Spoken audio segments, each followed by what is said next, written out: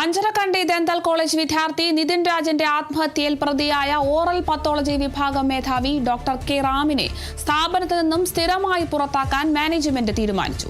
നേരത്തെ ഇയാളെ സസ്പെൻഡ് ചെയ്തിരുന്നുവെങ്കിലും പുറത്താക്കണമെന്ന ആവശ്യത്തിൽ വിദ്യാർത്ഥികൾ ഉറച്ചു നിന്നതോടെയാണ് ഈ നടപടി സ്വീകരിച്ചത്. റാമിനെ പുറത്താക്കുന്നത് സംബന്ധിച്ച് മാനേജ്മെന്റ് വിദ്യാർത്ഥികൾക്ക് ഉറപ്പ് നൽകിയിട്ടുണ്ട്. മാനേജ്മെന്റ് പ്രതിനിധി വിദ്യാർത്ഥി സംഘടനകൾ അടക്കമുള്ളവരും തമ്മിൽ നടന്ന ചർച്ചയിലാണ് തീരുമാനമെടുത്തത്. നിതിൻ രാജിന്റെ മരണവുമായി ബന്ധപ്പെട്ട് ആത്മഹത്യാ പ്രേരണ, പട്ടികജാതി പട്ടികവർഗ അതിക്രമ നിരോധന നിയമം എന്നീ വകുപ്പുകൾ പ്രകാരമാണ് ഡോക്ടർ റാമിനെതിരെ കേസെടുത്തിരിക്കുന്നത്.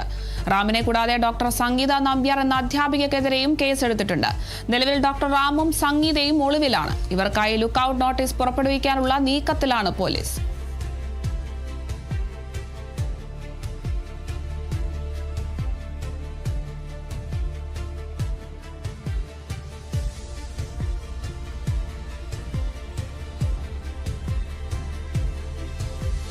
ദന്തൽ കോളേജ് വിദ്യാർത്ഥിയായിട്ടുള്ള നിതിൻ രാജിന്റെ ആത്മഹത്യയിൽ ഇപ്പോൾ പ്രതിയായിട്ടുള്ള ഓറൽ പത്തോളജി വിഭാഗം മേധാവി ഡോക്ടർ കെ റാമിനെ സ്ഥാപനത്തിൽ നിന്നും സ്ഥിരമായി പുറത്താക്കാനാണ് മാനേജ്മെന്റ് ഇപ്പോൾ തീരുമാനമെടുത്തിരിക്കുന്നത്. ഇയാളെ സസ്പെൻഡ് ചെയ്തിരുന്നു നേരത്തെ, എങ്കിലും പുറത്താക്കണമെന്ന ആവശ്യത്തിൽ വിദ്യാർത്ഥികൾ ഉറച്ചു നിൽക്കുകയായിരുന്നു.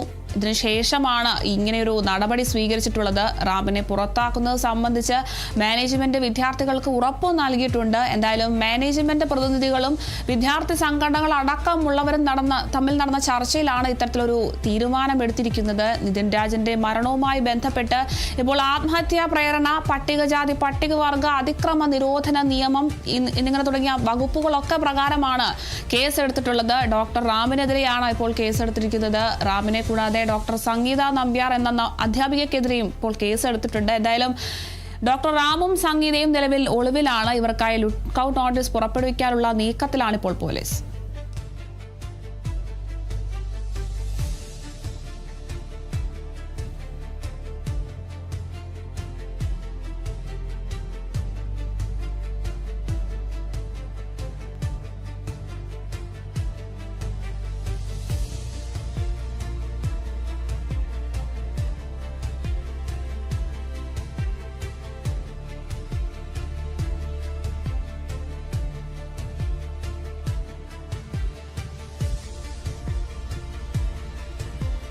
ബില്ലിന്റെ ലക്ഷ്യം വനിതാ സംവരണമല്ലെന്ന് വയനാട് എം പി പ്രിയങ്ക ഗാന്ധി. കോൺഗ്രസ് വനിതാ സംവരണത്തിനൊപ്പമാണെന്നും സീറ്റ് വർദ്ധിപ്പിക്കാൻ കേന്ദ്ര സർക്കാരിന് എന്താണ് ഇത്ര ധൃതിയെന്നും പ്രിയങ്ക ചോദിച്ചു.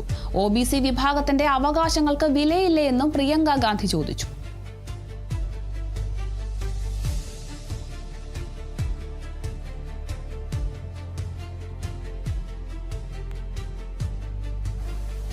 ये हल्के में नहीं लेना चाहिए अध्यक्ष महोदय।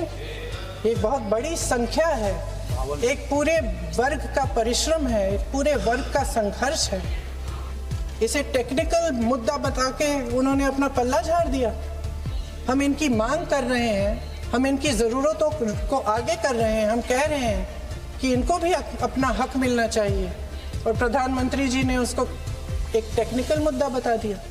हमारे प्रधानमंत्री महोदय किस बात से घबरा रहे हैं? इसी बात से ना,